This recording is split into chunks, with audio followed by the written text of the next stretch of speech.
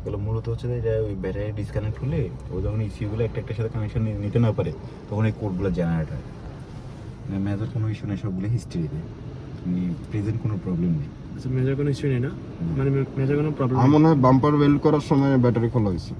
হ্যাঁ, বাম্পার লাগাইছে obviously, welding লাগছে, ওইটাই করছে। ওটাই করছে।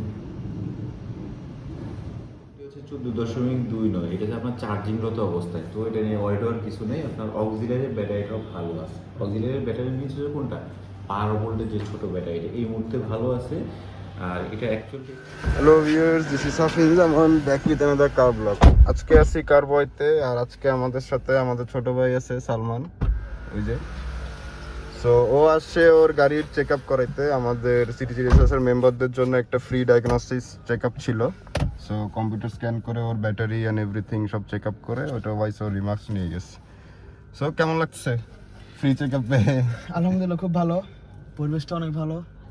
আর গাড়ির কি মনে হয় ওরা সব কাজ হ্যান্ডেল করতে পারবে হাইব্রিডের? আলহামদুলিল্লাহ দেখে তো মনে হচ্ছে অবশ্যই পারবে। এমনি ওনার এক্সপার্টিস আর সাজেশনগুলো হেল্পফুল ছিল? অবশ্যই, খুবই, উনি যেভাবে কথাগুলো বুঝেছে মানে অ্যাকুরেটলি ছিল সবকিছু। মোটামুটি একটা শর্ট লেকচার দিয়ে দিছে আর কি বলা যায়, নলেজেবল এটাই বলা লেকচার যায় আর কি।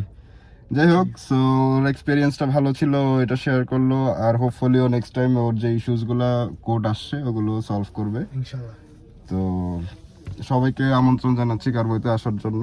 এখানে এখনো আমাদের যারা সিরিজ রেসেসের মেম্বার তাদের জন্য তো স্পেশাল অফার আছেই, আর নতুন যারা আসবে তাদের জন্য আমি একটা স্পেশাল ডিসকাউন্ট দিয়ে দিব।